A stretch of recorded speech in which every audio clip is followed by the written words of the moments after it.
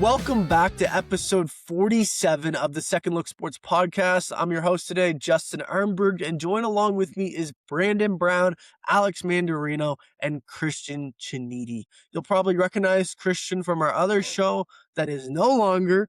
It was the Second Look Sports Hockey Podcast.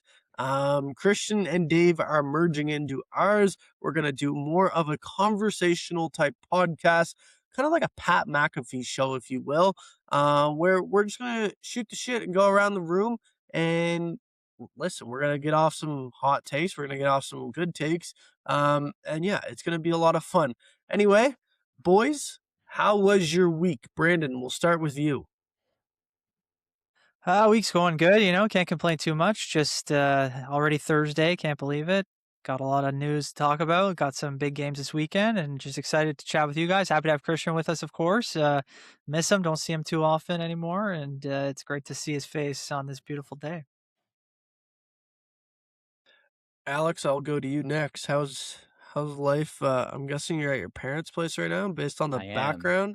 Different background. Yeah, that's it. Had to get some car adjustments here today. Didn't think we'd be here. So how's my week going? I went to put my windshield back down and the windshield wiper just almost disintegrated. I'm exaggerating, but a part of it fell off and we had to drive home from TSN last night with half a windshield full of dirt and nonsense. So we're surviving. It's supposed to get like minus 50, I think, in the city where we all live tomorrow. Today when you're listening. But other than that, we started off the week with a national championship down in with Miami and Indiana, so hot start. And I think things have just been getting better ever since. So I'm excited to chat a little bit more sports with you boys and head into an exciting weekend too.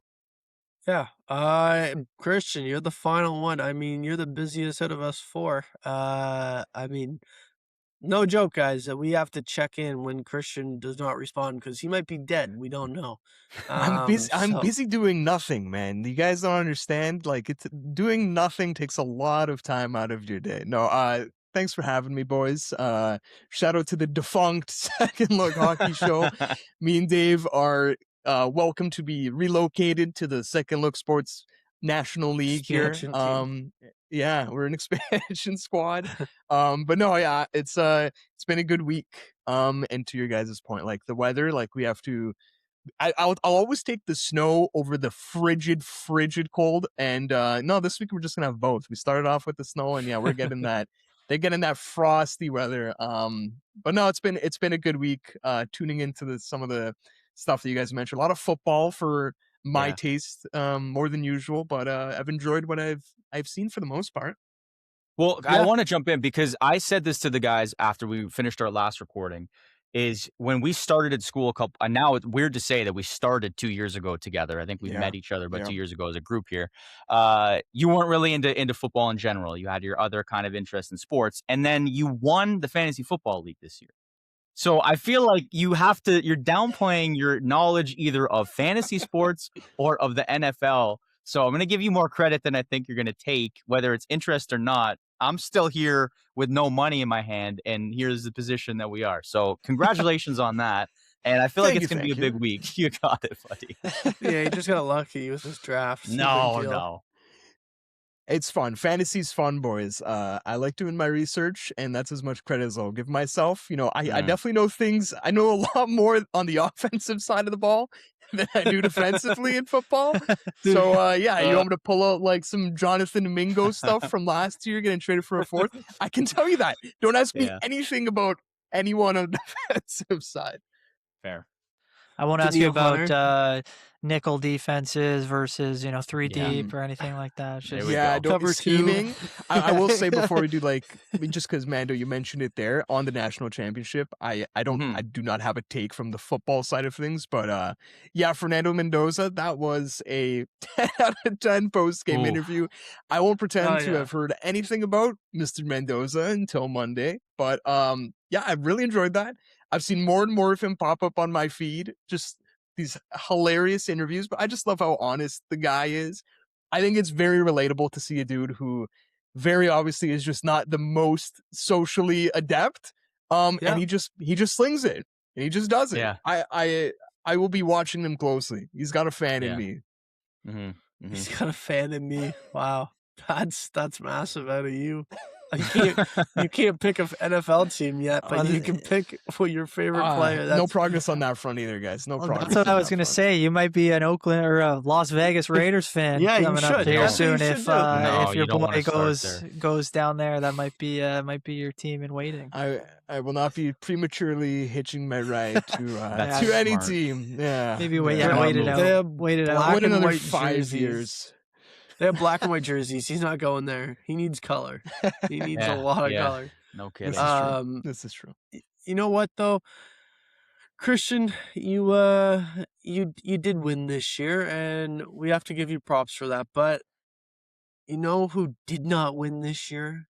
That's the Buffalo Bills. Okay, the Buffalo Bills got eliminated in the divisional round, as we talked about on last week's. Or no, we didn't talk about it on last week's episode because that was before the divisional round.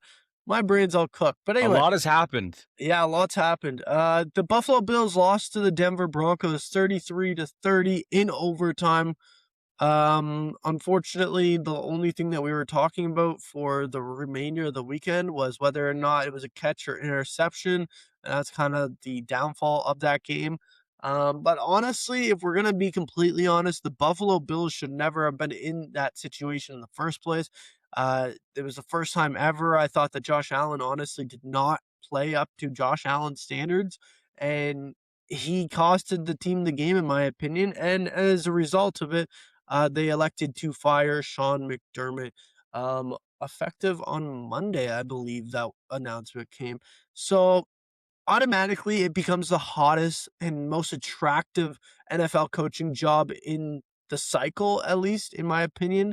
I know I said the Raiders last week, so it's definitely changed from the Raiders to the Bills. But unfortunately, on Wednesday, Terry Pegula and general manager Brandon Beane, who was not fired, held a press conference, and well, Terry Pegula spilled the beans on a lot of things, and honestly, if you walked out of there, you might not think the Buffalo Bills job is that attractive anymore. Now, guys, the main story is obviously Keon Coleman. Where do you guys want to start with this? Because this is just an absolute train wreck for a guy that was drafted in the first round 2 years ago. Like, this is upsetting. He's only 22 years old. 22 years old, and he's shown promise in the regular season. Yes, he's had some drops here and there, and you wish that he would probably catch those, but it's not like the guy does not have any touchdowns, had 30 receptions this past year. No, he's a solid, productive wide receiver in the NFL. Did he perform up to Xavier Worthy, who was drafted just before him standards? Probably not, but still overall productive. So guys, where do you guys see this going from here? Brandon, we'll go with you first. Listen, I just want to say first that you're right. Josh Allen and the Bills in general, I think, didn't play up to their standards on Sunday, and that showed in what had potential to be a pretty runaway Bills game. I want to go back to the second quarter quickly. James Cook we're in the red zone. We're about to score to go up 14-3 here, and James Cook fumbles the ball. They take it down, they score, they take the lead, and it basically from that point on, the Bills were chasing the game, just like so many other regular season games. But you're right, Justin, because another key moment was Josh Allen fumbling the ball right before the end of the first half. You can argue that Sean McDermott shouldn't have even had a play call in that situation. They should have taken the knee and gone to the locker room, but he didn't. Yeah. Thought about getting some yards. Who knows? Maybe a miracle play, you get a field goal. Yep. Instead, Josh fumbles the ball, and the Broncos take advantage to now 3 points. And that's 10 points where you take that off the board, maybe go the other way, and the Bills almost run away with that game. It's disappointing the way it all played out, like you said, Justin, with the way that Josh Allen played and the way that the team kind of responded in those, when it had its chance to be its most consistent at any time of the year. But in terms of where it goes and what happens with the whole Keon Coleman situation, I think I'd on any other team, I might be like, yeah, this guy probably won't be back.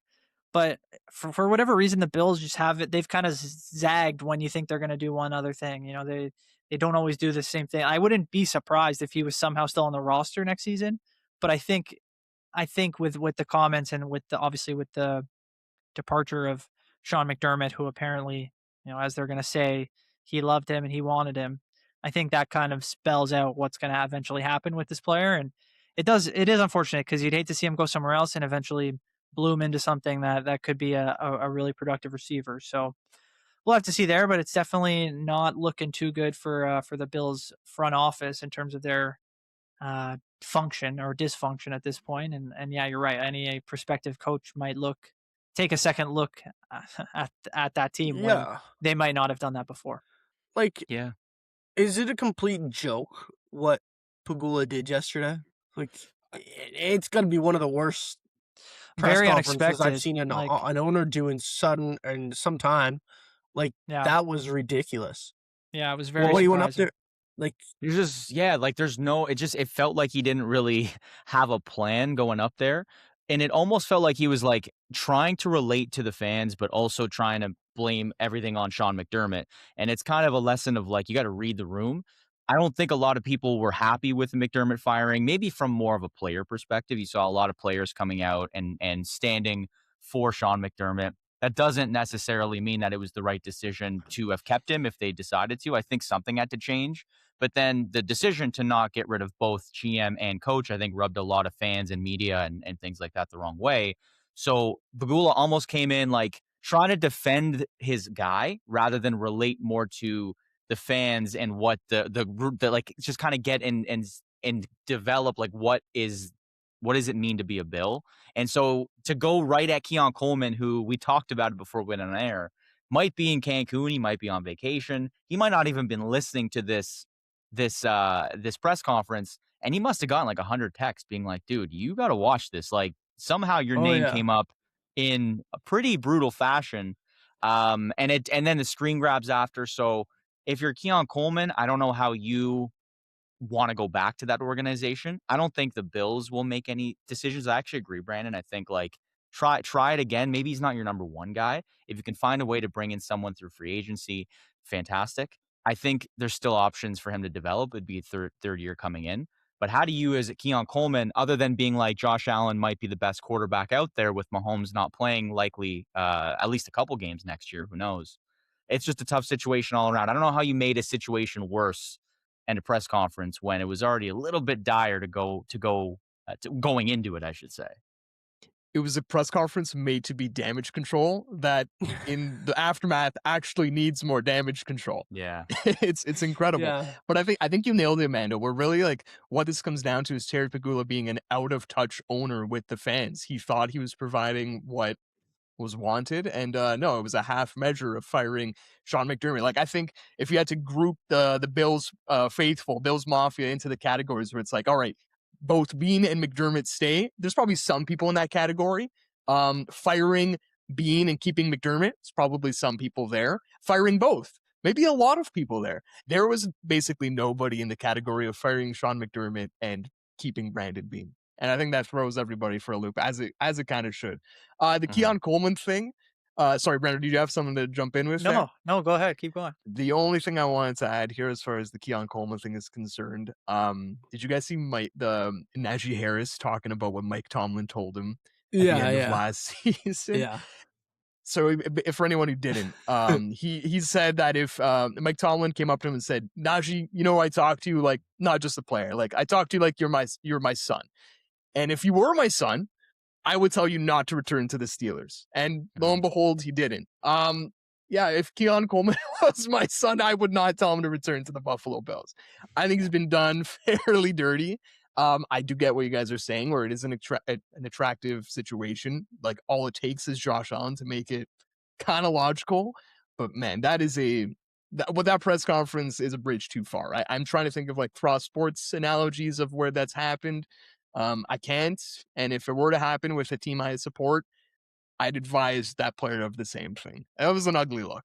The only thing I'd say similar, and it wasn't regarding a player, it was just regarding a bad press conference from a GM. You literally have to go steps away from the Bills facility to go towards Kevin Adams, who was just fired this year, when it felt like he didn't really know how to handle the media properly. Now, is everything to blame on his shoulders? I don't know. I mean, they went on the win streak, did the Sabres the minute he left the organization, but that's also managed by Terry Pegula. And again, the reference is basically suggesting that, we don't have palm trees. Nobody wants to come here, and kind of the whining mentality, not really reading the room.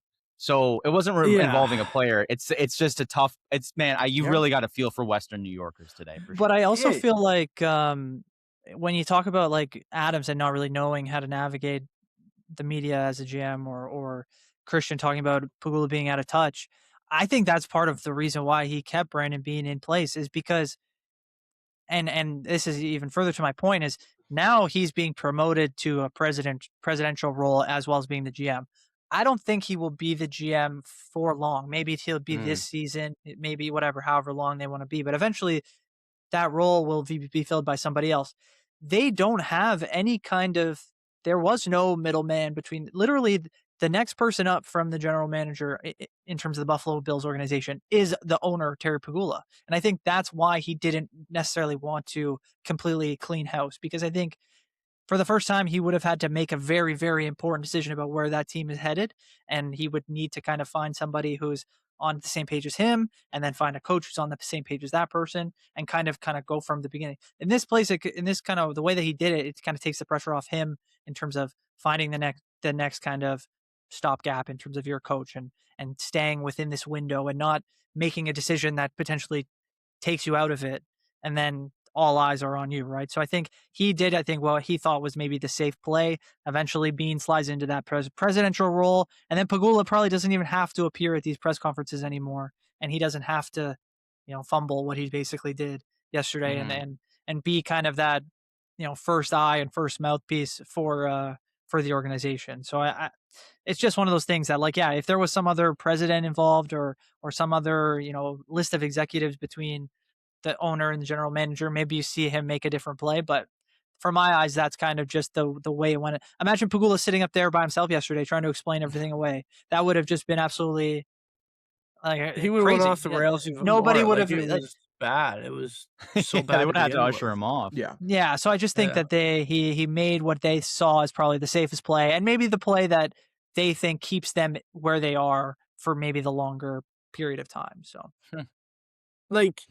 it just feels like they can't have two good things going on in Buffalo. Like, it automatically just feels that way. Like, if one's successful, you just have to take the other one down and just, pile drive it into the center of the earth and just try to ruin it. Because I don't understand, why he has to come out and say the stuff that he does. The one where, they're asking Brandon Beane about, why do you feel like you hit, a playoff wall or whatever? And then he goes, well, it was a bad call. Or why'd you lose the game? A bad call? Come on. That's not what your fans want to hear. Yes, everyone knows that it's a bad call, but as the owner of the Buffalo Bills, a week later, you should not be coming out and saying, hey, yeah, that's a bad call. That's why we lost the game. Come on. Be more realistic. Weird timing. It felt, it's weird to look. And I was just thinking this yesterday, if you look at the Jets aside, because the Jets they've never really, they've been the Jets for a long time, right? Yeah, please ignore the Jets. If you look at the Giants, though, you bring in John Harbaugh. This team went 4-13 this year, right? They're going to be picking second. And the Bills just lost in the divisional round. And yet it feels like the way their fan bases are looking at their seasons or their teams right now are completely opposite. John Harbaugh had a press conference I think it was yesterday or the day before, and was like, if you don't love football, you shouldn't be here. We're going to be football all the time. We're going to have a good time here, blah, blah, blah. And I can imagine being a Giants fan, I'm down. This guy's going to take us to the promised land. And you look at the Bills, and the team is like, what the hell's going on here? And they made the playoffs for 6 years in a row. I understand it's a very comparison to the Leafs. You only look at what have you done for me lately. But it's just interesting to think about where the two teams are and how the Bills fans probably perceive their group moving forward right now. Now, the one thing I will ask you before we move on here is, in terms of a head coach, the favorite is Brian Daboll, and that just does not seem like the best thing. It honestly doesn't. And the thing is, when you think about it in a larger like profile, you fired a guy who has won a bunch of playoff games for you, has made the playoffs. I think it's 8 of the 9 years that he was there or something like that. Has made it to the AFC Championship game. The only thing he didn't do was win a Super Bowl. So how can you bring in a guy that is like, I don't know, a Brian Dable type level of coach and say, yeah, this is what we're going to do for the future that's going to get us to the Super Bowl? Like, does it not feel like you have to go get a coach that has won a Super Bowl in the past? Or if not that, it has to be this like the genius young coordinator, offensive guy that is just going to come in there and tear up the league. You got a name, Brando? I do actually.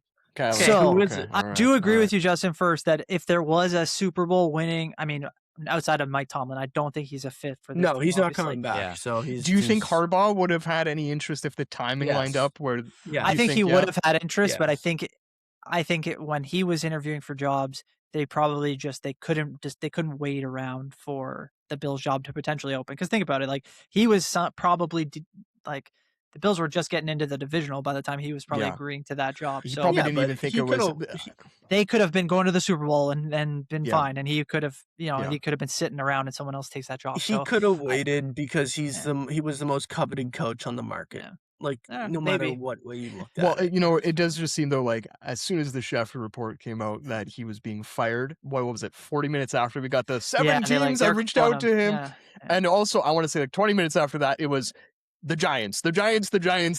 Yeah. So maybe it was never... and I do believe him when he says at the press conference that Mando referenced, like, he seems to love the team. He thinks it's a very, very traditional franchise. Like, I think, liked the idea of being in that kind of environment. So the Bills are not that necessarily. So while they maybe had the better QB and maybe the better situation for now, they're not that kind of spectacle team. I think that some coaches who have kind of done it all are going to look to and say, hey, I'd love to just go coach this, in this environment. So, but anyway, the guy, you're right. Like, I think the next guy should be a kind of up and coming young guy who can work with a Josh Allen on the offensive side and kind of try to do something not necessarily different, but try to, do something that maybe they haven't tried before, or that in terms of a group as well, like just be more open to how the offensive side works. And the guy that I'm looking at, I've seen some reporting around him being a potential candidate, but I haven't heard that he's been offered an interview or anything. But it's the Jacksonville Jaguars offensive coordinator. His name is Grant Udinski. And this guy, like 5 years ago, was not in coaching at all. He's only 30 years old. He'd be tied, I think, with Sean McVay for the youngest head coach in the NFL. But he was with the Vikings for a couple of years. Kevin O'Connell said he was like a football genius, said he's like really smart, has like elevated himself from like a coach's assistant in a few years to now, like I said, the offensive coordinator in Jacksonville. Their offense was unbelievable this year with Trevor Lawrence.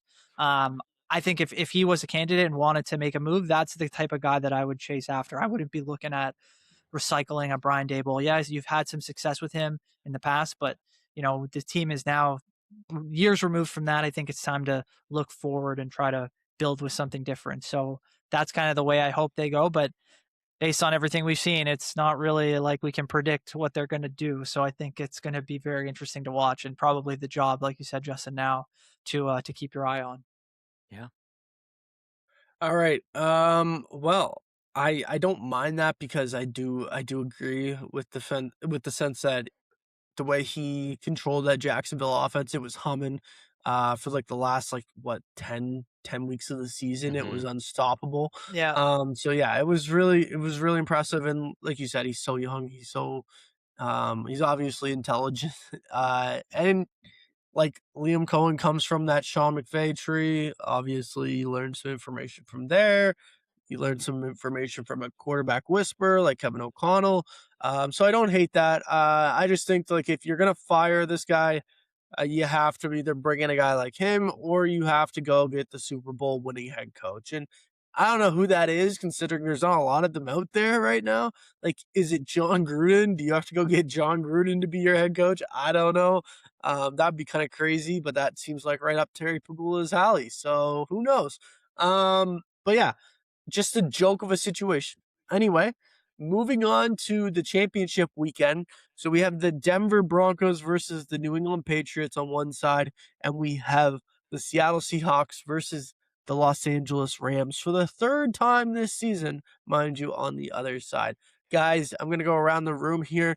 I just want to know your picks and give me your thoughts on who's going to make the Super Bowl 60 and who's going to represent the AFC and NFC and why that is. Cristian, we'll start with you. Why or who do you Let's think? go. All right. Okay. Yeah, the football guy.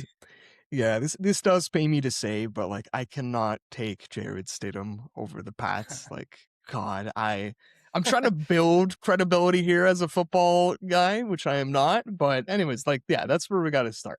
Do I have to give more explanation than that? Like, I don't really know if there's more to do there. That's fine. That's your choice. I will say though, on the Seahawks Rams side, I am going Seahawks. I have been, I've had an affinity for the Seahawks since, I've locked in more on football. It stems from their incredible throwback jerseys that they wear every now and then.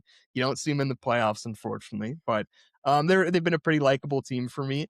And my reasoning, I'm not going to give you some great reasoning here, but I have a question to pose to you guys as to why I feel like they get the least credit of the four. I know there's been a lot of talk against the Patriots. I know obviously the Seahawks are the 1 seed, like they did have an awesome record, but when we talk about all these teams and when I hear people talk about these teams, even before the championship week, I just never hear anything mentioned about the Seahawks head coach and credit towards Mike Macdonald. Can you give me something on this guy? Because I swear there's nothing about him.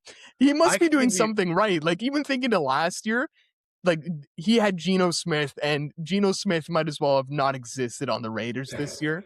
And then you have Sam Darnold this year. I know it's more than that, but I don't know. Like, there is nothing to be talked about with this guy. And yet here they are in the championship game. Like, yeah, I don't know. Please answer this question for me, guys, please. The only thing I can tell you is the fact that this honestly is not a great situation for Mike Macdonald. He's not the best head coach at home for whatever reason in his 2 years. He's much better on the road. Like, he is the ultimate road guy. He can go win a game on the road. And that's not going to sway me from taking the Seahawks in this game because that's who I think is going to win the NFC Championship game. But Mike Macdonald, an excellent defensive head coach, and you understand why their defense is ranked number 1 in the league and why it is the best overall unit. You saw that game against the San Francisco 49ers was over before it even started. Like, the moment that ball was kicked off and Rashid Shaheed went and scored that kick return touchdown, like, it was, you might as well just put a bow on it and wrap the game up right then. The offense didn't even need to take a snap, and they would have won the game. Like, that's how good this team was against the San Francisco 49ers, and I expect them to continue to roll. That 12th man is a problem. For those who don't know what I'm talking about, it is the fans of the Seattle Seahawks. They are an absolute, they're the biggest home field advantage, in my opinion, in the NFL. You heard them last Saturday night. And listen, Mike Macdonald, like, he's a quiet but very, like, he's got that killer instinct, it almost feels like. So yeah, like, he's definitely got a good game plan for this weekend. Last time it was a shootout. The time before that it was I want to say, like, Sam Darnold had 4 picks in that game, but it was more so like just hold in there type of game. And that's what I feel like this weekend's going to be more about, just hold in there and try to make one more play than the opposition. Yeah. And we'll see what happens. I mean, the Rams have been playing hold in their type of games. So yeah, we'll say that. For entertainment's sake, I would love that trend to continue. Yeah. Yeah. Alex, what about you? What you got? I can't disagree much with Cristian, but I wanted to just touch on the question you asked, and I wanted to pose a funny little comment right here. So I looked up Mike Macdonald to get a little bit more info because I agree. Yeah. Like, he is very much just like, I don't know if it's just a vanilla. Yeah, like, I tried to come up with an argument as to why people aren't talking about him, and I guess the only thing I can think of is that if you look at the other three coaches, they're big names for multiple reasons, right? Like McVay has won a Super Bowl as a coach. Mike Vrabel has won multiple as a player. And even Sean Payton has won with the New Orleans Saints. And I looked it up to make sure Mike McDonald hadn't. The Ravens won in 2013, and then he joined the organization as an intern in 2014 and has worked his way up in that organization. And then now he's with Seattle. So just missed it. But also on Pro Football Reference, there's not even a photo beside Mike McDonald's name. So like not even Pro Football Reference is giving him credit. That's crazy. So in terms of that, I'll stick with that side. I'll stick with that side. I find it hard pressed and you strip it down. It's not as easy as this, but to say that Sam Darnold is going to beat Matt Stafford is tough for me to accept. But I do think the Seahawks win. Like, I think this is the year that Sam Darnold, he understands the pressure on his shoulders. I understand he was playing injured last week, and they were still able to completely dismantle was the 49ers last week. So it was like just not even a conversation. It's just they have so many good things going for them. And like you said, Justin, I want to give you credit for Lumen Field in that it's one of the loudest barns. It's not barn in football, but loudest stadiums in football. And I know that there's going to be a lot of revenge for the Rams based on earlier weeks. So it was week either 18 or 17 that they lost. And I just think there's a lot of pressure put on that team, but I think the Seahawks, it feels like there's no pressure. Like they're like, we're the 1 seed, but we weren't expected to be here this year. We're going to just play and see what we can do. So I do think the Seahawks win there, and there's not much else to say on the Patriots. I do think, unfortunately for Denver, they're playing Jarrett Stidham. He's played, I think, 4 starts since he's been drafted, and he was a Patriots draft pick, I believe. Or he's been with the Patriots. Yeah, he was a Patriots draft pick. So, yeah, like, and I mean, I don't want to just make it simple as that. The Patriots have played better than the teams they've played. Have they played the most strong teams? I don't want to be the guy to say they've had the easiest path, but unfortunately for them, that is a talking point. And now it doesn't help. They have not won in the playoffs in Denver. So that is one thing to say. That is one thing for the Broncos. But I think the Patriots win. It's closer than I think people might make it out to be, but I do think Drake May leads them to the Super Bowl. Brandon, we'll go with you. Well, I mean, Alex, I'll say it. They had a very, very easy path to the Super Bowl if it all plays out that way, in my opinion. I mean, you think about they played the Chargers, who I thought by the end of the season were kind of like a fringy playoff team. Didn't feel like very competitive at that point. No offense, Alex. No. But then, a Houston team that was really only capable on one side of the ball, especially when you take out their number 1 wide receiver. And now to play a team without their number 1 quarterback in the AFC championship at this point, it does feel like things have bounced their way and there's nothing they can do about that but go out and play the games, and they've done well. So I'm going to pick the Patriots as well. I think they absolutely should. It would be very disappointing if Drake May and the squad there weren't able to get this one done. But on the other side, I'm going to kind of go the other way for you guys. I'm going to take the Rams in the NFC. I think for a lot of the reasons that some of you guys laid out but weren't willing to kind of fully commit on. But I'll say that I think that the Rams I just trust them a little bit more. I know I said last week that if the Seahawks do beat the 49ers, I would reevaluate my feelings on Sam Darnold and how I think he can operate in big moments. And I did do that. I really do think that this game is much closer than any of the games that really the Seahawks have played so far. And I think that I would expect this one to be really close, come down to a 4th quarter possession potentially. And for that reason, I think I'm going to take Matthew Stafford and the Rams. I love what their offense can do. And I think that even against a fantastic Seattle defense, I think if the moment is there, I think they'll be able to get it done. And the Rams defense isn't terrible either. I think they should be able to find some success. You guys alluded to it already. They did have that success against them earlier in the season when they played. And they beat them earlier. I know they were 1-1 in the regular season, but the sample's there. So I think for that reason, I'm going to go with McVay and the Rams to make another Super Bowl appearance.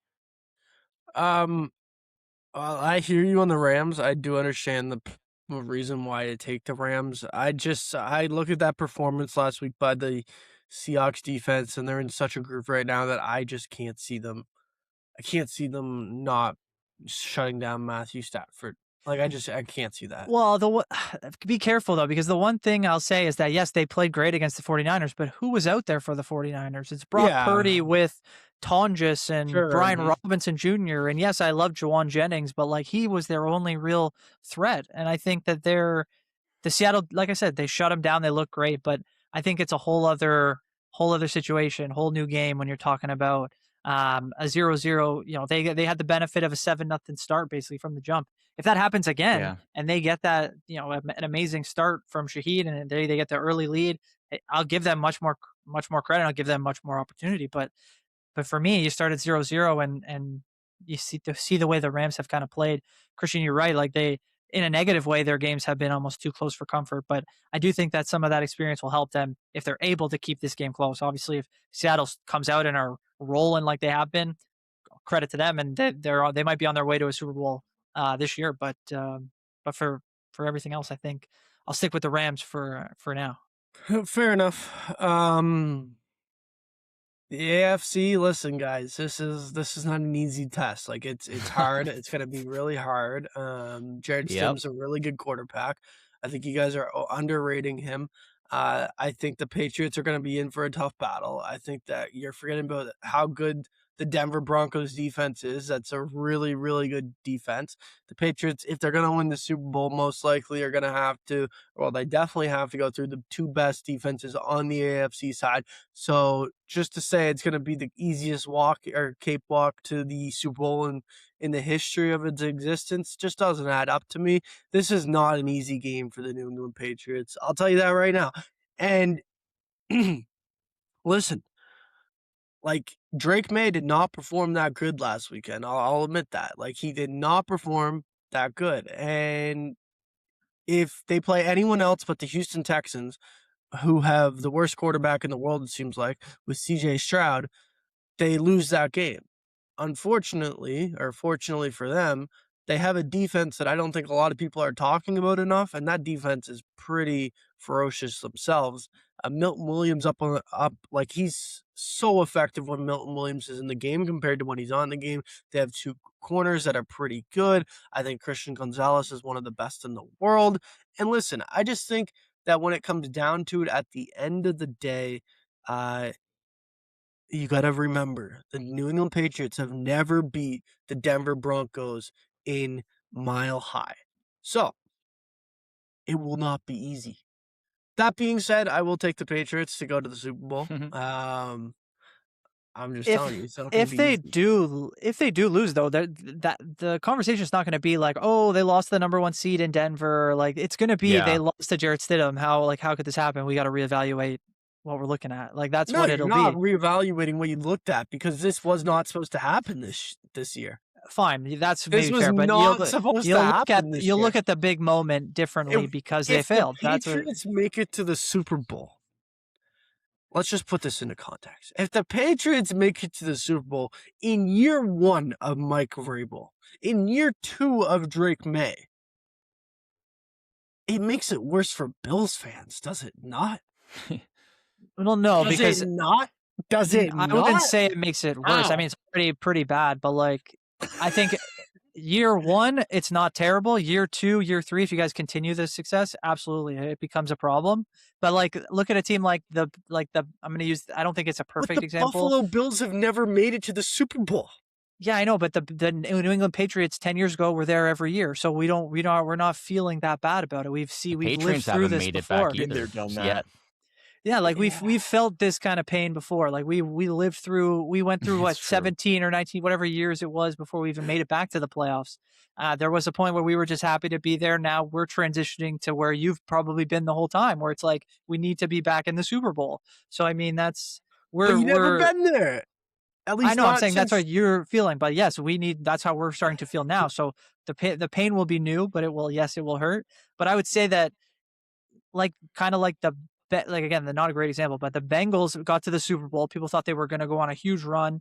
They were going to be the next ones to face off against Mahomes, and it didn't really pan out. They obviously had some other playoff appearances and had chances, but it just didn't work out. Like if the Patriots though can get back to a AFC title game next year or to a Super Bowl in 2 or 3 years in a row or within, then it's like, okay, this team is like a serious contender for years to come. I'm not ready to sit here and be like, oh, they're going to win the division for the next 5 years. They'll have their chance just like the Bills will going forward, but it's true. Like it's definitely disappointing to see the Patriots, climb back so fast compared to how long it's taken the Bills to potentially get to a Super Bowl, obviously. Listen, the Patriots were down for what, 6 years? 5, 6 years? And what did you guys do with that? We Did went nothing. to 2 AFC Nothing. title games. We went to the Nothing. playoffs every single year. We Nothing. won the division almost every I single don't- year. We did what we Bills could. having Only another, one team like, on It the doesn't Super matter Bowls if are the what- Patriots had to are face a good Mahomes. team. Super Bowls Yeah, are like- what count. What the Patriots face Mahomes too. Like I just want it to be known that Justin's the one who brought up the Bills first here. Like no one this Bills Patriots thing, Justin started this. Dude, you're in the AFC chip game. Like have some confidence. Say it with your chest. You are the second Patriots fan I've talked to in consecutive days to do this couching. You don't need to couch him, man. You're going up against a backup quarterback. It will be a huge disappointment if you guys lose, but the odds are low. The odds are low. That's it. I have a question. No, the odds are not low. This defense is ferocious, guys. You guys are forgetting that this is a top 3 defense. And Jared Stidham obviously can play football. Like, this is not just like we're going to go throw Alex Mandarino out there and say, hey, boys, go and try to win throw the him out there. AFC He's got a championship. point. He's got a point to make. Like, I could have been, Jared first of all, Stidham I might have been able to take the Texans to the AFC No, you Championship couldn't. if I were in no, there. you couldn't. I would have done a damn better job than CJ Stroud did. I have a question, okay? Would you, Justin, right now, rather play Bo Nix or Jared Stidham? And I need you to answer the question. Obviously, Jared Stidham. What That's kind the of wrong question answer. is that? That's the wrong answer. You know why? Why? Because Cristian is right. If you lose, this is a disappointment. You cannot it's say not. it No, was it's the not. second year No, and it's we not. didn't. You're in the AFC Championship. It is a disappointment if you lose to a backup quarterback. How? That is We just have a fact. never. We had the greatest quarterback in the history of the game, the greatest player in the history of the game. Did he ever win at Mile High? Did he ever win at Mile High? No, Because he wasn't playing against Jared he Stidham. Yes. He's He was playing playing against against others. 30-year-old Peyton Manning. Yeah, once. They did it once and they lost because that was going to be a legendary run for the Broncos. They had a very good defense as well, but the difference is they had their guy at quarterback. This year they don't, and that's going to be what it comes down to, I think, for the Patriots. And Yeah, I if you think guys lose, it will be a wasted opportunity. Nobody can.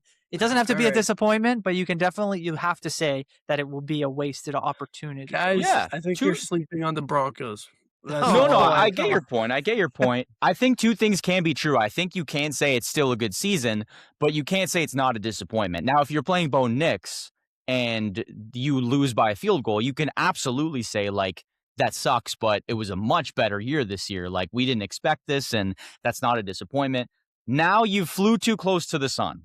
You have decided to go press the red button when you should have not. You pulled the fire alarm, and now you have to deal with the consequences if you lose. You guys are talking like your teams have not made it to the AFC Championship game, or, because I know Brandon has made it to the AFC Championship game, or to a Super Bowl in the last 20 years. I've watched the team do it, 10 times? Pretty crazy. What? So I you're saying don't that care. You're talking before this AFC game as if you're a fan of a tortured franchise. You're a fan of a very entitled, like you're. This is what it is. You're trying to play it down as if, you don't have demons. Just buddy, don't worry, bro. You guys are talking here like, oh, this is the biggest game of our lives. Like, yeah, for you guys it is, but in Foxborough they don't count AFC championships. They count Super Bowls. Which is why it should be a walkover, because there's no pressure. Just get the job done. No one's making this a bigger deal than it is. We all said the Pats are going to roll over pretty easily. Undervaluing the Denver Broncos and what they can do. You don't think Jared Stidham can play football? Like, realistically? That's fine. How many of us? Let's redo the poll. Bo Nix is at quarterback. What is your AFC? I'm taking the Pats though. I was still going to take the Pats. I'm taking the Pats. Okay. I'm backing the Pats, obviously. But I might take the Broncos. I would take the Broncos. Of course, you would take the Broncos. They just lost the Bills. Now, last question. If Drake May wasn't playing, do you think the Pats have a chance to win? Yes. I think that's crazy. Yeah, I think no. that's crazy. So like if Okay, well, it it was depends on who opposite, the back. if it's It Bo depends Nix on Opposite. versus Correct. I don't know who's your if backup, Justin. it's Joshua Dobbs, the That's the astronaut. Yeah, the nice. astronaut. Yeah. No, I if he don't has to know play, about and that. if it's Bo Nix versus Josh Dobbs, I'm taking Bo Nix for sure. So I think And the so point I'm you trying guys to are make is debating. like, You guys are debating whether or not Drake May is even the guy. no, not at all. Drake If you May's, flipped it, and yeah, May was he's hurt, but absolutely Nix was the guy. healthy. I'm just saying. Who You would guys you are take? debating if he's the guy. Like, No, he No. absolutely is the guy. That's why I'm saying if he's out, you're going to lose. And that's why Bo Nix is out. The Denver Broncos don't have a shot. And if they do, no, they do have a shot. I love that They do for have a them. shot. They do have a shot. You want to know why they have a shot? Because they have a defense. Their defense is the best in the world. You know who the Houston Texans had? A defense. And they had a guy that threw five picks or five? You know why? Because Patriots defense is also pretty good. Yeah, but the Denver Broncos offense this year has been spotty at best. I think you throw in their backup quarterback, they're not going to be able to score enough points, I think, to beat your team. What's going to be off? That's just thing that's going to be off is the timing for Jared Stidham. No, man. He's the only quarterback. Everything else is the same. Everything else.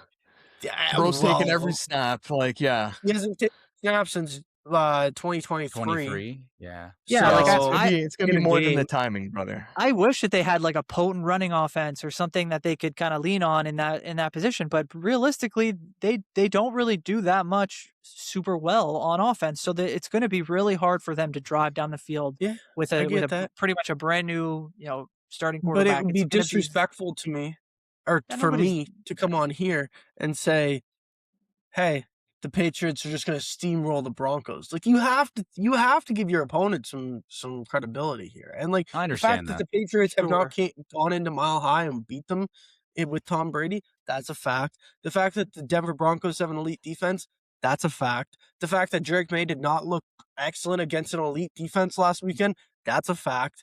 Like, there are things that are very, like, this is not just going to be a cake or a walkover. Like, this is going to be a matchup, and I think that it's going to be within a touchdown. Do I think that the Patriots will win? Yes, but that's my point. Anyway, we can leave it at that. Spend too much time. Yeah. The only thing I want to finish with, because I really was hoping that the Buffalo Bills would be going to Foxborough this weekend, but unfortunately, because they lost, they're not. And you know whose fault that is? Josh Allen. So, anyway, that's where I'm going to leave it. I know you're upset, Brandon. You're not going to Foxborough this weekend, but it's a low blow, brother. Come Bro, on, you're on the ropes with 10 chips and whatever. Like, Brandon bought his ticket to Foxborough already. I was never going to Foxborough, bro. No, I mean like the team. You said that, not me. Yeah. Yeah, anyway. I guess I would have loved to have beaten you and gone to the Super Bowl, but now I can't. But even you wouldn't have, like, because the Patriots would have won that matchup. Oh, the Patriots would have steamrolled the Bills, but not. You're gonna lose to Jared Stidham. You would have beat Josh Allen. I don't. Man. Did you guys lose to Denver? Yes or no? Yeah, in overtime with some questionable calls and some weird stuff happening. Here we go. Listen, the Denver Broncos are a very good team. I know, like, quarterback aside, at least half a dozen Patriots fans, and none of them I've spoken to have, like, just the littlest bit of, I don't know, not respect, because you're showing so much respect to the Broncos that it's disrespectful. That's what you're doing. No. Anyway, oh man, we have to move on. We are going to baseball. The Mets, man, the Mets have changed their offseason. Their fans a week ago wanted to kill everyone in New York, especially Steve Cohen, because they seem to be not doing anything. And then they go and sign Bo Bichette after they lose it on Kyle Tucker. They go and trade for Robert Jr. And then on Wednesday night, they go and trade for an ace in Freddie Peralta. Like, obviously, this is going to be a good offseason now. Everyone's going to view it that way. But how do you guys actually view this offseason for the New York Mets? Was it successful? Was it, like, late and they're in a reaction mode to make moves? Like, how do you guys feel about this? Brandon, I'll go to you.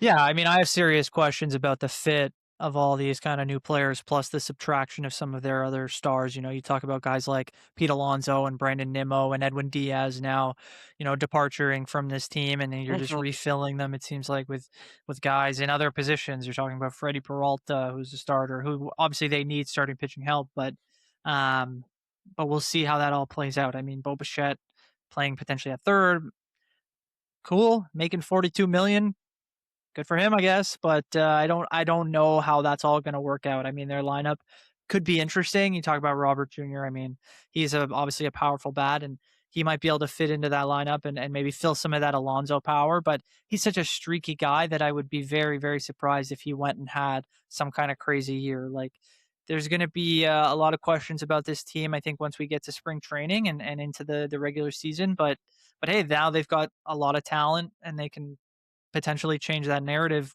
with a hot start, and maybe they can find their way back to the playoffs. But for now, I find myself very skeptical in terms of what I think they'll do in the regular season. Yeah, I think it was a great pivot. I think just based on the fact that, like you suggested earlier, and posing that question, Justin, it felt like the market was held up with Kyle Tucker. Obviously, some teams made some moves earlier in the season. You look at the Blue Jays with Cease and what have you, but it did feel like, whoa, the Mets are another team that just they missed the boat last year with Soto, and then you're going, okay, well then what? So it was. I think they pivoted pretty well, where a lot of other teams wouldn't have had the opportunity to do so.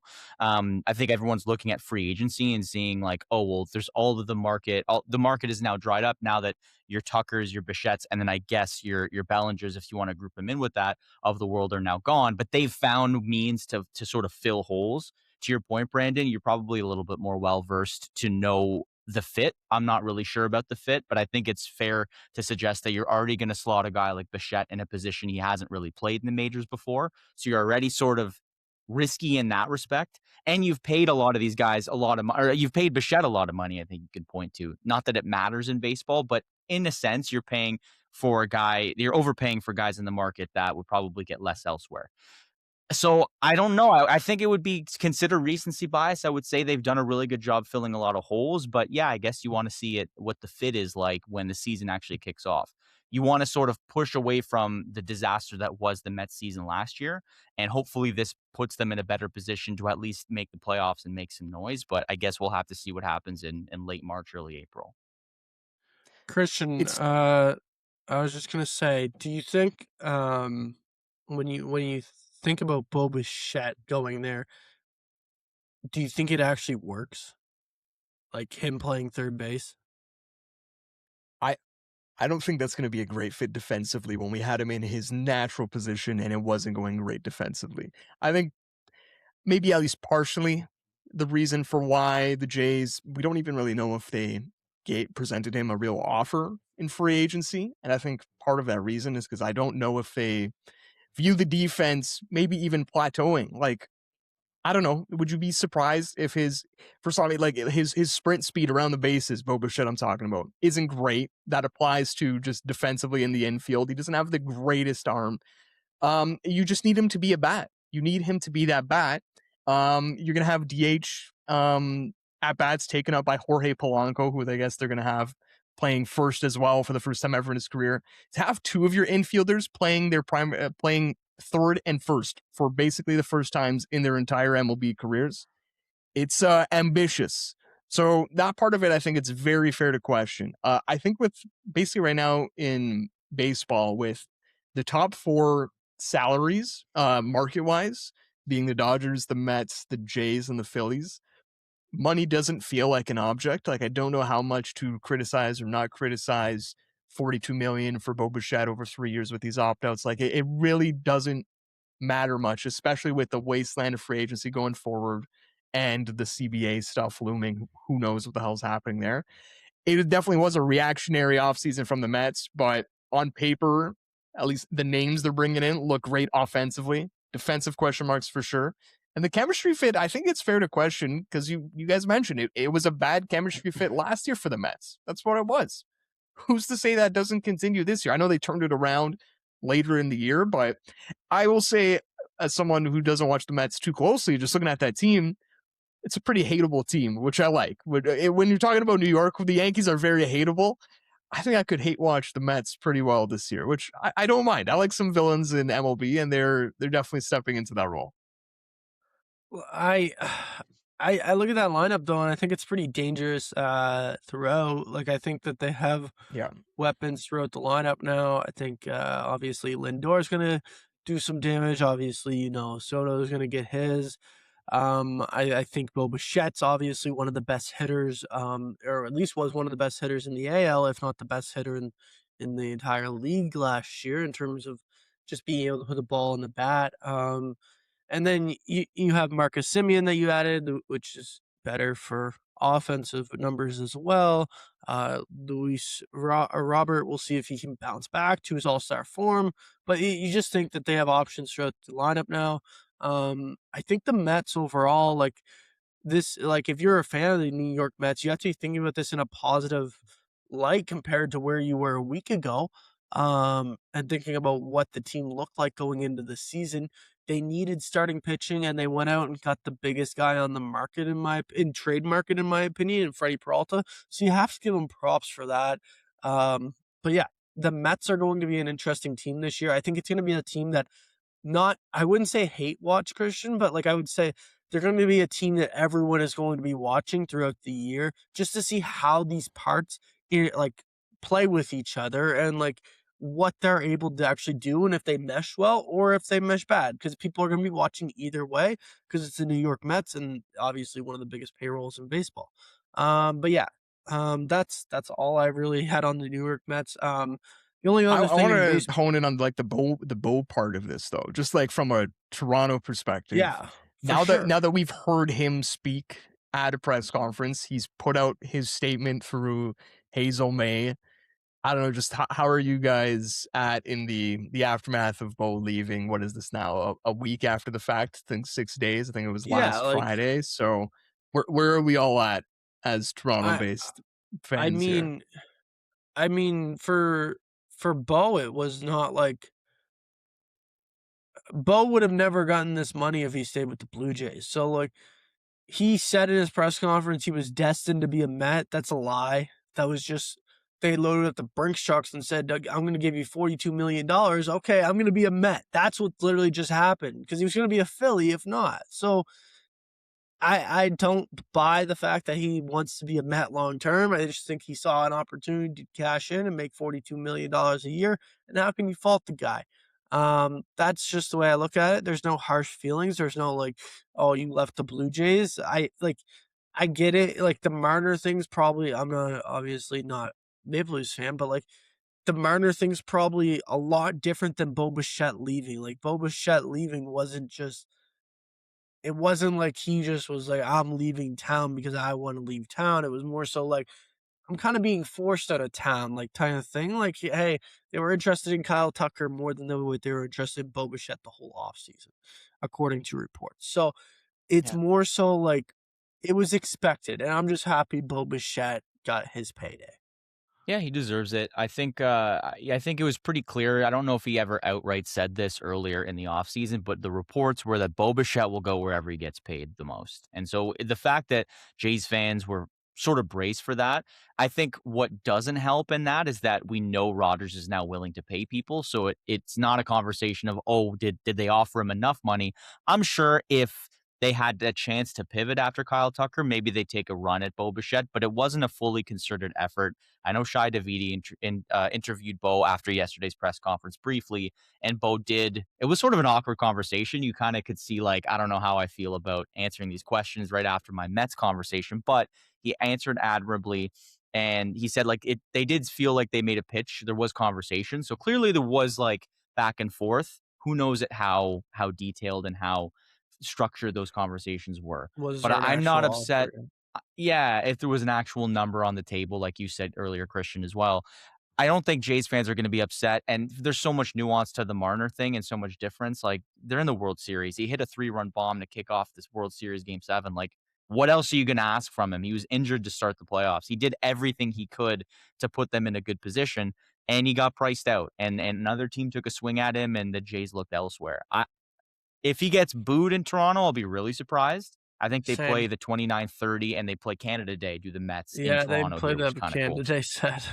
I think he deserves a lot of praise. So I'd be upset if he gets a lot of boos or hate. Yeah, I mean, it's definitely disappointing from a Jays fan perspective, but the money I think almost helps like lessen that pain because, like you guys have Yeah. all said, it's a money that nobody would have expected him to be able to make, and I don't know that the Jays would have ponied up to pay him that much. I don't know that I would have advocated for them to pay, a guy like Bo Bichette that much money. I mean, it'd be great under a 1-year potential scenario, but then you're kind of in the same situation again next year. So I think people would have been more excited about him obviously signing a long-term deal and sticking around for most of his career, like he had kind of said at certain points.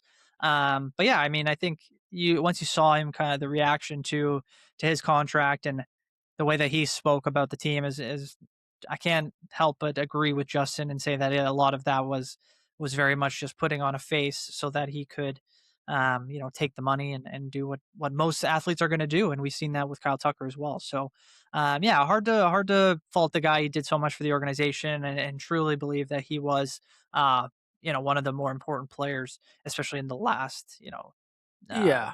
10 to 15 years of the franchise. You put him up there with some of the greats. So I mean, it is really disappointing. I really did want him to come back, and I think that's the one thing that people will look to if they choose to, is that Rogers probably could have kept Bo Bichette if they prioritized him over Kyle Tucker in this whole offseason. I think Tucker was, I'm not going to say is an easier negotiation, but if again that felt more like it was just going to come down to whoever was going to pay the most, and the Yeah. Jays just kind of had to monitor the situation, knowing that Tucker was probably an option if they were going to be amongst the highest bidders. So I would have been more worried about them getting Bo done sooner, so that they could have potentially focused on Tucker there. But I Yeah. agree that the Kyle Tucker situation or the Kyle Tucker negotiation was and would have been easier if it got across the line.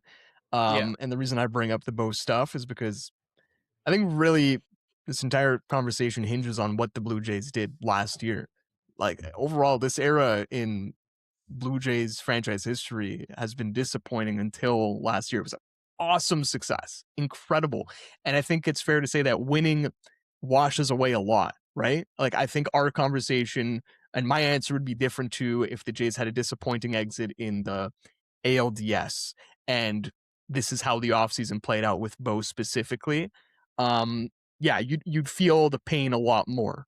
And then the thing that just I question is winning didn't seem to erase things for Bo Bichette, or almost winning, let's say that. Whit Merrifield had a quote on 6 Inning Stretch podcast, him and Lindsey Dunn. He said that stuff, quote unquote, stuff happened in past with the coaching staff and front office, and that could have affected negotiations with Bo.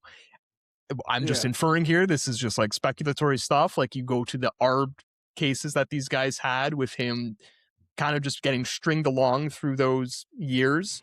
And we hear this in every Both sport him that and has Vlad. arbitration stuff, right? We hear about the arbitration being a touchy subject for players in every sport, hockey, whatever sport has arbitration. Some players take it better than others. And I think I would infer that Bo is not one of these people who was able to sweep it out under the rug. And I would have hoped that last year and all the winning might have been able to sweep that under the rug.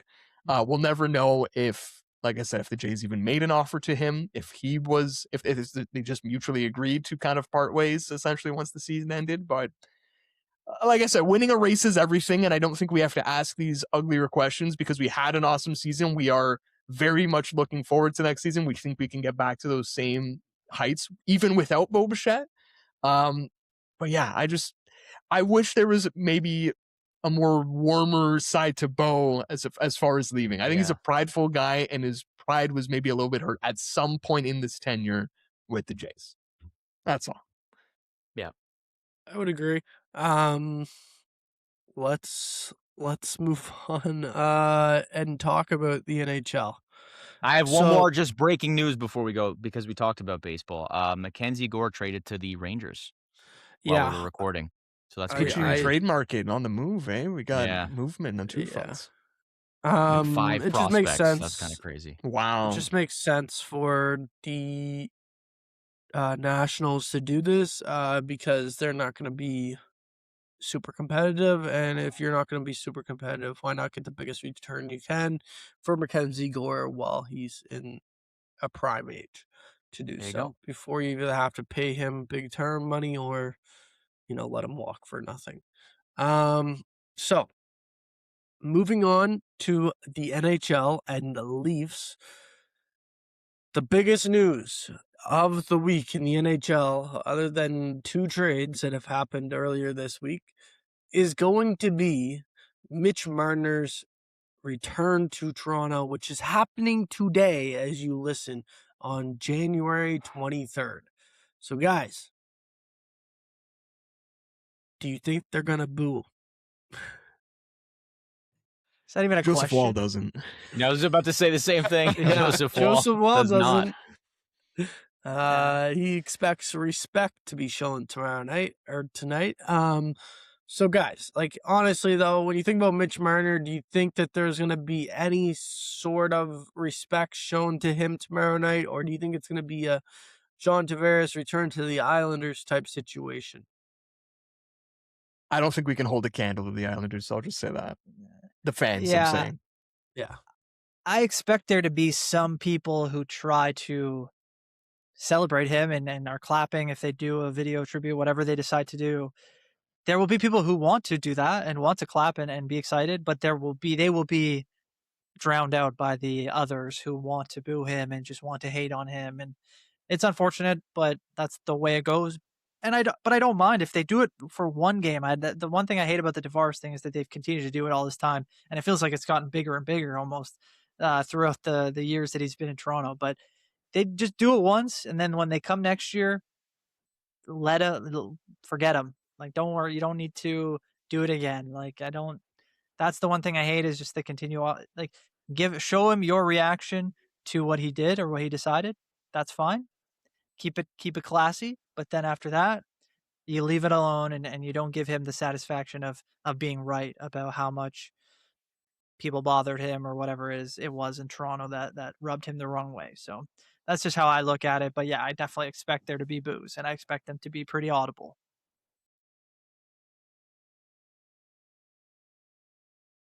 I would say you are right, Brandon. There's going to be a lot of boos. I think it's going to be a lot of negative hate towards Mitch Marner. I don't think it's going to be.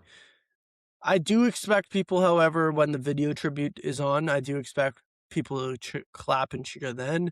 Other than that, I expect full boos and we'll see what happens. But in terms of like just so what, the you think overall, you think they're gonna like boo him when he touches the puck, but then yes, when they go to put him up on the Video, board, they're yeah. gonna change and be like celebrate. I don't see that. Yeah, happening. only It's for gonna that be had one. Mitch Marner getting booed. We had Mitch Marner getting booed at his own arena a week ago.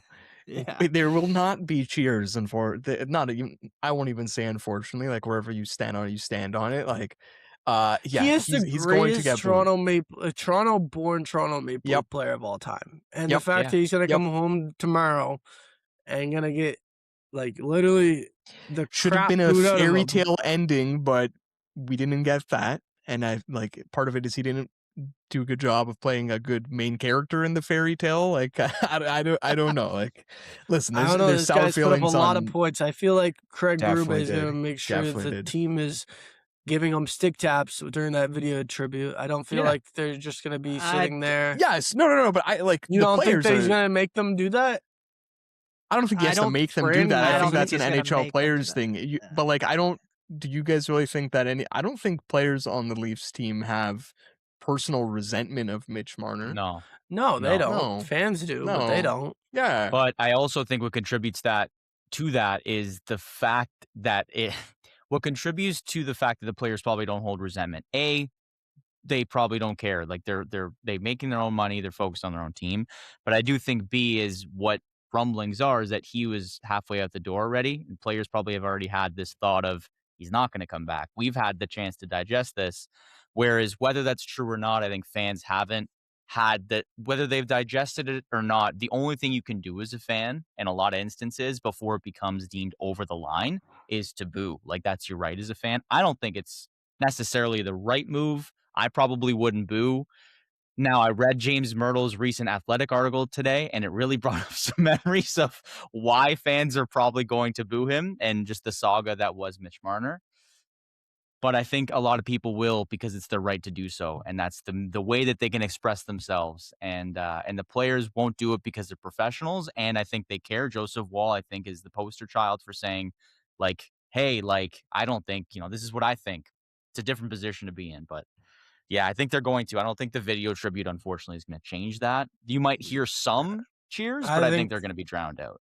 yeah, it's gonna be hard to say, but I do think the video tribute is gonna be there's gonna be some warm reception there compared to the rest of the game, where I think it's gonna be just straight booze.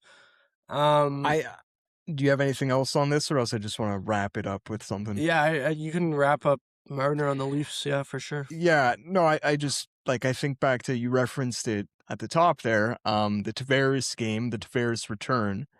I don't have the exact score for you, but the Leafs lost that game. The Leafs got embarrassed. Okay, that was not Yeah. a good showing. That first return to Long Island was not good.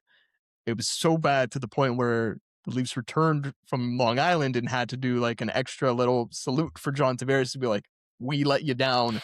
Here's the fans giving you some extra appreciation." And that was a nice moment, but it would have been nice if that wasn't necessary. Like, the team actually showed up in that game. What do we expect out of the Toronto Maple Leafs in the reverse? We are the New York Islanders now. Do we put a pounding on Vegas? I know it is a little bit different because we played them a week ago. Maybe some of that emotional energy is already half out the door. Not to get back to the Mitch thing, but yeah, like I think it is unfortunately a different scenario because of the scheduling, but it's a meaningful game for the fans. I think it should be taken as a meaningful game for the organization, whether you do or don't have a personal resentment of Martiner, which, like we said, the majority of those players, maybe the entirety of them, don't feel a certain way about him. It's a big game. It's going to have more juice. Would you take anything out of tomorrow's game and the result? Other than the fact that the Toronto Maple Leafs desperately need this game. Yeah, they need 2 points. Yes, definitely. They need 2 points. Like, that's the biggest thing. Like, they should not care about Mitch Marner. Like, they should just care about trying to get the 2 points because they are 1 point out of a playoff spot right now. They've lost, I think, 2 in a row, 3 in a row, or something like that. No, they lost 2 in a row, but 4 out of their last 5. 4 of their last 5, technically. Yeah, Yeah. some OT losses in there, but yeah. So, like, it's just not it's not the best right now, best stretch of games. So you desperately need to get back on the wagon and get it turned around here quickly. And I think they can't really worry about Mitch Marner and what that's gonna be like. That's Mitch Marner's problem for his own sake. Like, they can't really think about that. They have to go out there and perform. Now, I'm sure that blowing last week's lead probably felt pretty good for Mitch Marner, and the fact that, like, he was on the other side of that, probably felt pretty good for him. So I'm sure that the Maple Leafs are probably gonna be pissed off about that, and it'll be, we're kidding ourselves if we think that atmosphere tomorrow is going to exist, and yet everything on the ice is going to be normal.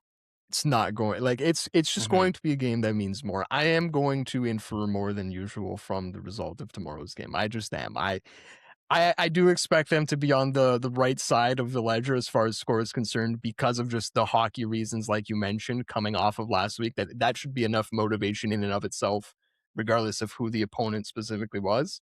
I'm just, we will all be watching that game more closely than usual. It is a national game for a reason. Yeah. No, I think last week's result, as much as I agree with this fact that the scheduling back-to-back, it takes like the smallest bit of juice out of tomorrow's, or I guess tonight's game. The fact that they did blow 4 separate 2-goal leads, I think that still means a lot. I think to Berube, it's like, guys, like, you're playing this team again. I don't necessarily feel the same as a lot of guys on this team might about his return, the emotional nature around it. But I think the fact that they blew those 4 leads, and you look at the goal scorers, this isn't my take, but the fact that you look at the scorers from last game against Vegas, you had Tavares, you had Nylander, you had Matthews, you had Riley. And then I think McCabe was the other guy. I couldn't remember what the 5th scorer was, but those guys played with Marner the longest. They care about this as much as they suggest that they don't. I do think it will be more emotional, and that's why I do think, and the 2 points, and you alluded to it too, Justin, but I think like we're all saying, I do think it will mean more, and I think that will hopefully push them over the edge. Losing 2 back-to-back Vegas games in Marner's return, I think doesn't look great regardless of how it plays out. Yeah, I mean, I think you can.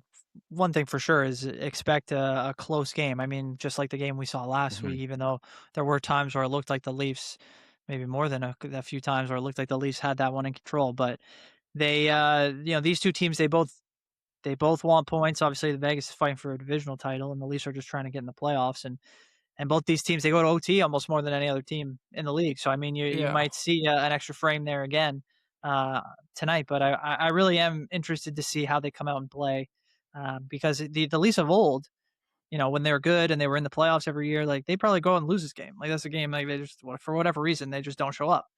Just like Cristian talked about with the game in Long Island many years ago now, but it does feel like this one has a different level of urgency, and I think they will show up. And like I said, it should be a close and really high, event type of hockey because both these teams are pretty talented, and they're going to fight to the last second on the clock to try and win that game for their team.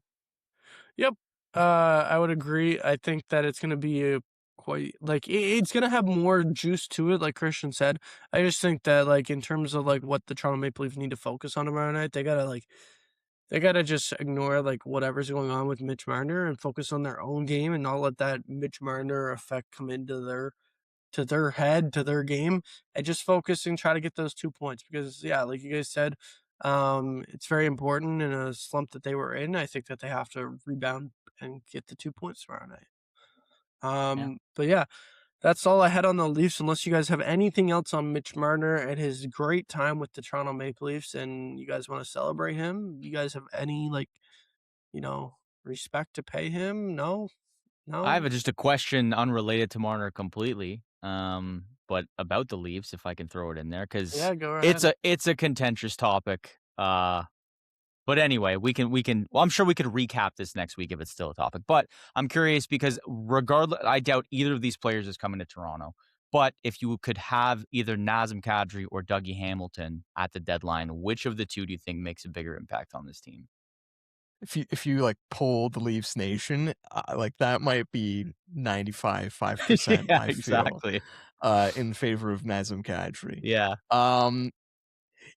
Like just a hockey aspect of it. Like I think Dougie makes 9 for 2 more years. Like it's more palatable than you'd think considering the conversations around him.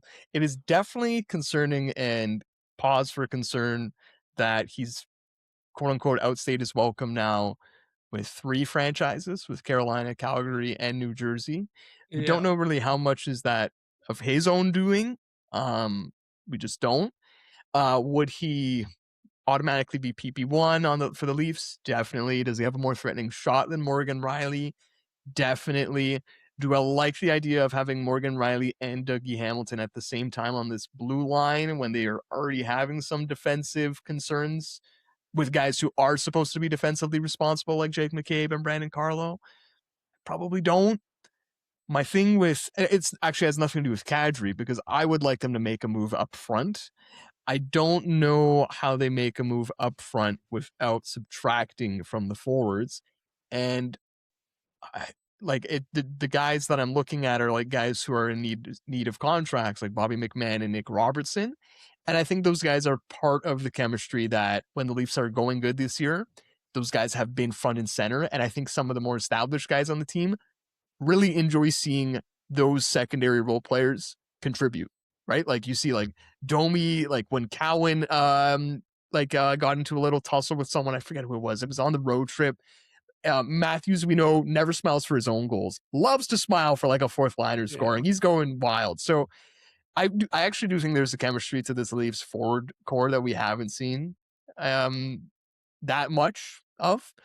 So I don't know how they add without subtracting at forward. But like if I gotta choose, it's definitely Kadri. It would definitely do wonders. Well, I mean, I wouldn't want either of them if I'm being honest. Like Okay. just the way that the situations are, I don't think you need to make those kind of moves. To me scream desperation, and that's fine if the team's going to be desperate. But I don't know that you need to handcuff yourself, especially to Hamilton and the money. I agree, Cristian. It's not a crazy like long-term situation where you'd be handcuffing yourself for years to come. And that's why for me, like Hamilton would probably be the one that I would choose if I had to, because you just need guys on the defensive end. You hear about the reports yesterday, I guess Thursday, about I guess it was Carlo, a little tweak. Don't know about him.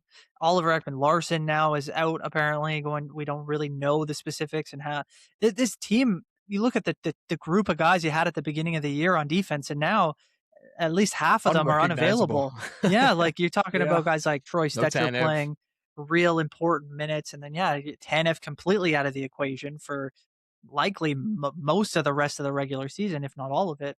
So yeah, I mean, I would take a guy like Hamilton because at the very least he's talented and capable at that end and can help you, even if it's not in the exact ways you need. But yeah, I mean, those I think Cristian agrees. Like neither of those players are perfect fits for what the Leafs need right now, and for that reason, it's hard to say that one or the other is really going to help much more than the other.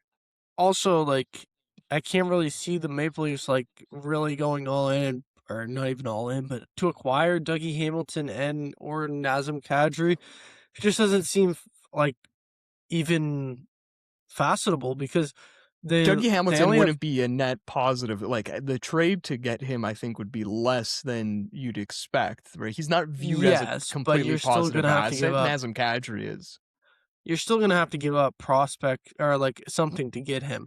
The point is you only have $2.5 million in cap space, and you're not like gaining any cap space towards the deadline because you're already over the cap right now. And then you only have one pick in the first 4 rounds this year, and you only have one pick in the first 3 rounds next year. Like that's the biggest key here, man. They do not have. Honestly, I think Brad has tried to go for every single piece that the Flames have put out there, right? And they just don't play ball with it. He doesn't have picks or anything to do anything with it. Like it's just not there. Like it's just no. Dumb Decision wrote an article today about how Robert Thomas would be the perfect fit for the Maple Leafs, and he's like the actual star talent that they need. And the other half of the article is explaining how all those assets that you would use to get him don't exist because they were used for Scott Laughton and Brandon Carlo and this guy and that guy. They're going to have to get creative. And I think there is ways you can be creative. This is not an apple to apple comparison, but I always reference now the Seth Jones trade from last year, because Seth Jones is just a player on the Chicago Blackhawks that we did not view in a positive light. He was making $9 million. Basically, since he arrived in Chicago and got his payday, everyone was saying that's all he was there for, is to get that bag and play for this crappy team, and himself not very well in doing so. That was a huge risk by the Florida Panthers, taking on the majority of his contract. I think 1.5 was retained. They got him at 7.5. They did have to give up assets to get him, but it wasn't a surefire guarantee that you'd get Seth Jones returning to his Columbus Blue Jackets days, and he has, and it's been an absolute success. You have to have the pro scouting to go and find your Seth Jones if you're the Leafs. On a smaller scale. They're not doing a Seth Jones trade this year, but that's the blueprint. That's the blueprint. I do agree with that, but it's going to be if they spend more assets this season, I really don't understand what is the purpose of that. Like in a situation where you're at right now, you have 0 prospects coming up except for Danford, I guess. Like, and then you have 0 picks. Like it just doesn't seem like a valid situation when you're not. We're heading towards the nightmare scenario too, where they're like, we have like 5 or 6 games until the Olympic break, and then I think there's 5 or 6 games after the Olympic break to the deadline.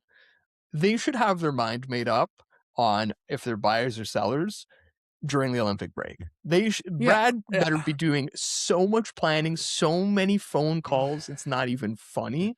I don't want those 5 or 6 games after the Olympic break to hinge on whether we're buying or selling at the deadline. And to be honest, I probably will be disappointed if we're at the deadline. We're looking to do buying. And then come the summer, we're letting Bobby McMahon go for free. Sure. We're probably not negotiating a new deal with Nick Robertson. He's an RFA, so maybe he does carry value into the summer. But to be honest, based off of deals last summer, like Mason Marchment was traded to the Seattle Kraken for a 4th, was horrible for the Seattle Kraken, And then Seattle managed to recoup more in draft assets from the Columbus Blue Jackets mid-season. So that tells you what happens to player value in the summer. Yep. Those two guys specifically, I don't think they're re-signing Bobby McMann. I don't really want to re-sign Bobby McMann because I think the number's just going to be more than you'd like it to be. And Nick Robertson, same idea. Like, I am cool with trying to entertain trades for those two guys specifically. Yeah. That's where I'm at. You still have Dakota Joshua on the books for another 2 years. He's got after this. term. He's got term. So like, he's not a this year decision. This year You got decisions are Bobby McMahon and Nick Robertson and Scott Lawton. Scott Lawton. Yeah. I would try to re-sign him. I would extend him immediately if I can. Yeah, 100%. If the number is like a Max Domi range, like 3.75, let's say it's 4. Yeah, I do that I would on do it. basically whatever term you're telling me. Yeah. I would do it. Yeah. Yeah, and I mean, the Nick Robertson thing, I Those are 100% down agree. bad. Like, if you can, after all this time, if you can get something back for him after he's Yeah. probably had his most productive Yes. season for you, why not do it? The Bobby McMahon, I do kind of disagree. I just think he's a guy you kind of want to have around. I worry about the type of guy they might replace him with at some point. You know what I mean? Will that be a needle mover any more than a guy who can fly and is pretty big and can do a lot of different things for you? Not necessarily that I would love the number either, but I do hope they can find a way to be to keep him and not have it be, completely that's unmanageable at some caveat. point. But yes, you're right about the fact that he has played himself into a better contract and he totally deserves it. And if that happens to be with another team, then so be it. At least they'll have a little bit of cash that they can maybe use at some point. And in terms of buying or selling, I think they're gonna. I think they're probably going to end up buying like a small piece. Like I think Cristian, you're kind of alluding to, like maybe 2 years like we did Labushkin 2.0. We're just a going to type do of a little project. I think Blue Shen's coming in maybe. Maybe, but if it's me, I just kind of stand pat, like, and then I try to extend the guys you like, let the other guys you don't, or maybe you try to move off of them for whatever you can get, and then you see what the team can do, and then you have a chance to kind of reload in the offseason without having any mistakes or making a decision that hurts you. So I mean, that's kind of my way, but you guys know me, I'm always going to be much more conservative anyway. But if they're in a spot where they're 3, 4, or 5 points back going into the little after the Olympic break, please, you got to go for it. I think this is a year where you get in the playoffs, you never know. But yeah, like they obviously don't have the assets to make a big move. So maybe it's just something small that they think gives them an extra little bit of juice and helps them get into the playoffs. So I think it has to be small for that reason. Like, I just don't know if you look at this group, and I know in past years, maybe there was small doubts about whether they could win a Stanley Cup, but you never know. This year feels like just a year from hell. Like, I know that a lot of teams are dealing with injuries because of the condensed schedule, but you look at this Leafs team, like, how many times have games ended and you've heard about, oh yeah, by the way, I know we finished the game, but William Nylander's injured now. Oh, by the way, Brandon Carlo's injured. How is this even possible? Jake McCabe's not playing for Matthew 2 games. Nyes, you don't hear it because he just plays through it. Yeah, Matthew Nyes is just perennially injured. You just would never know. It's just, and I know you can't make this excuse all the time, but it just feels like one of those years where, is this the group that's going to make it to the promised land? How can you take big swings when you're mortgaging your future for a team that, for the first time in a long time, just might not have it to the point of where they have in the past years? If I'm Scott Lawton, I would choose him if I have to pick one RF/UFA. He's the guy you want to resign. The concern is, does Berube just not, like, how is he not a foxhole guy for Berube? It just feels like this guy, he gets a promotion to the second line, right, for that one practice. And then his comment is, but I could have had other guys in there. It just feels really weird where, he probably wants to come back because he's a locker room guy for this group, and he's proven that his value is there for a lot of different reasons. But it just feels like for some reason there's a disconnect between Berube and him in terms of the playing style and where they want to keep him. So that's my only concern there. Do we have any inkling how he feels about it? I don't know. Yeah, we don't. Right? That's just one thing. So, Maybe he's just like a sir, yes, sir. Yeah, like maybe he's just like a wherever you need me coach type of guy. Like he could just be one of those guys. And to be honest, he's still potting goals here and there. Like he's doing his thing. As long as this is the case, I'm not too mad about it. But yeah, no, it's interesting that he looks good and yet doesn't get rewarded for it. That's true. Yeah. Yeah. Okay, well, you guys are done on your Leafs ramble here. Right on. I'm done. The last thing that we're going to discuss is just quickly on Jackson Lacombe here. He replaces Seth Jones, who we were talking about, as the USA's eighth defenseman, I guess you will. On the Olympic team, obviously a little bit of controversy because there's other players that could have been named to the team. Adam Fox, Lane Hudson. Those are the two most notable ones, I would say, everyone's talking about. How do you guys feel about Jackson Lacombe being named the replacement to Team USA? Alex, I'll go to you first. Yeah. Surprising in a lot of ways because he's just the name that you've only really started to hear of if you're not a huge hockey guy this year and even before his contract was signed this past offseason. Like, it was just a weird name to hear compared to the names that you've heard other being thrown around, like the Lane Hudsons of the world or even the Adam Foxes, who somehow was skipped for multiple steps. You got guys ahead of him, and I would probably say it's not crazy that they didn't pick him, but regardless, the more I think about it and the more I have time to kind of sort of conceptualize why they went with him, I think it's just that's the way Bill Guerin and that's the way Doug Armstrong for Team Canada are going to build this lineup. They've made it pretty clear they're not just picking like 23 All-Stars.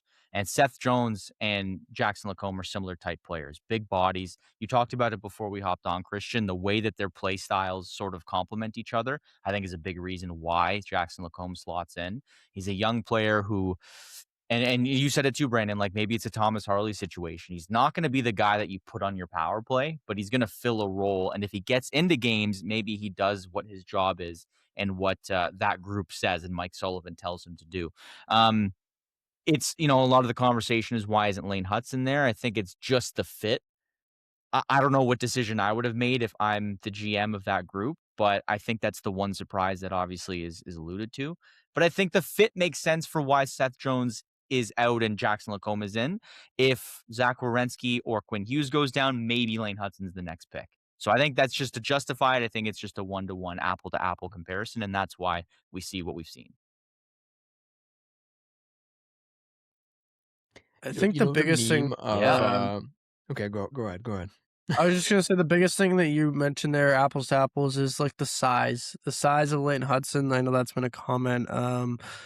That they already view Quinn Hughes as an undersized defenseman, so they don't see the value of taking a second undersized defenseman, and that's something that was brought up a bunch.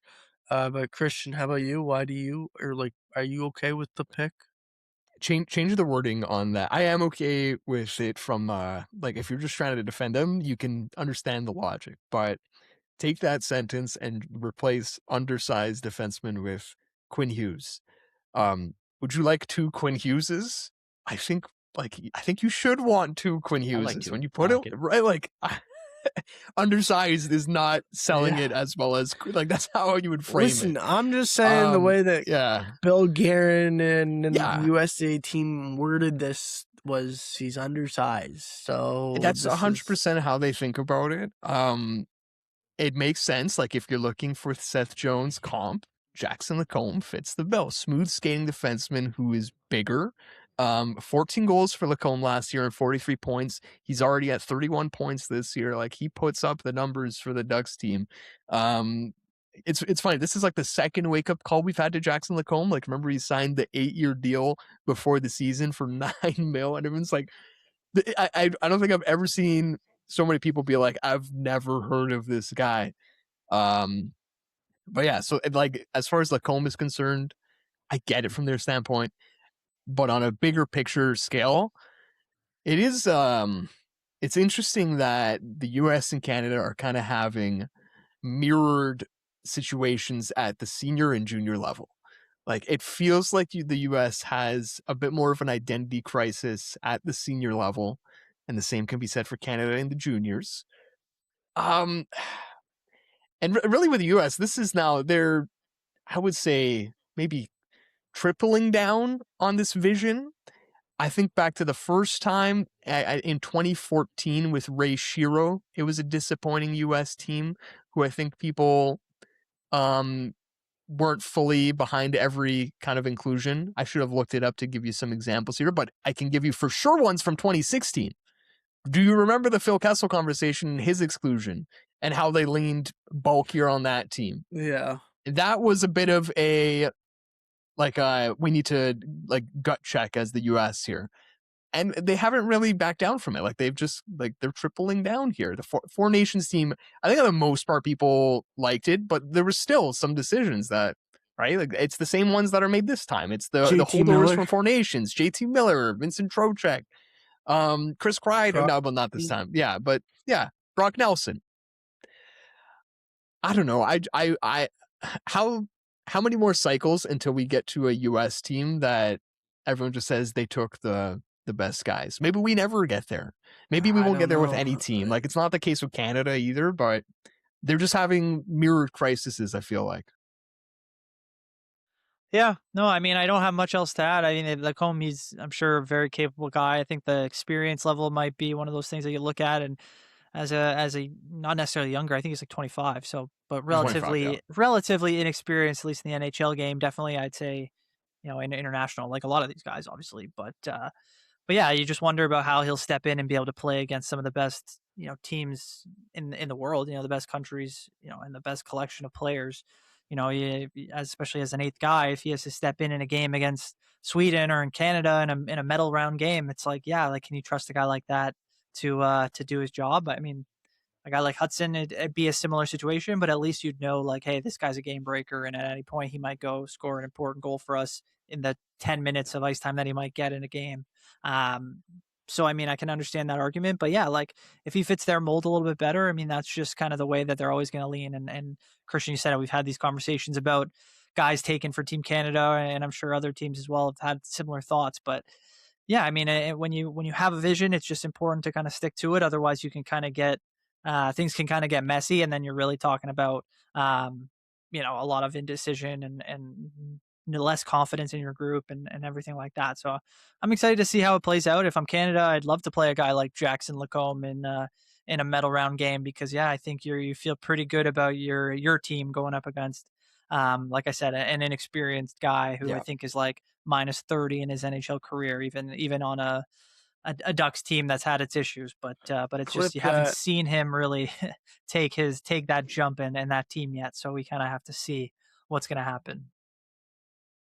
Yeah, I mean, Hudson is obviously having a phenomenal sophomore season. There was no sophomore slump here. He's got 52 points in 50 games this year, 9 goals. Last year, he only had 6 goals. It's obviously all there for Lane Hudson, and the biggest thing is the size thing. I just don't understand if you're Bill Guerin. This is the thing I don't understand about it, is if you're Bill Guerin, you watch that game on, I think it was Tuesday night, the night before they named Jackson Lacombe to the Olympic roster, and you watch Lane Hudson and then Cole Caulfield as well dice up your team. Like, it just, I just watch that game. I'm like, how do you not view Lane Hudson as a impact player that is one of your best 8 defensemen in your country? I think that even if you took Lane Hudson and had Quinn Hughes, there's value to both of those people instead of just taking one of the undersized defensemen. And that's the only thing that I disagree with I think Jackson Lacombe's a phenomenal player. I just think that Lane Hudson's that much better and can do something Jackson Lacombe can't do. So that'd be the difference for me. But yeah, anyway, I think that's just about it. I think that we are just about wrapped up episode 47. Unless there's anything else you want to say to me about the Patriots here, Brandon, before we go, because as we all know, Josh Allen is probably in Cancun right now, enjoying a nice little vacation. But anyway, that's that just about does it. Brandon looks pretty pissed. And we'll talk to you next time. Go ahead. What are you gonna say? It'll make the comeback much sweeter. That's all I'll have to say, because nothing else I can say right now. But wait till we get that sweet moment of maybe we'll see an AFC Championship matchup in our future. But sadly, it wasn't this year. Maybe. Who knows? Your torch might be gone now. Anyway, that does it for episode 47. We'll talk to you next time. Peace.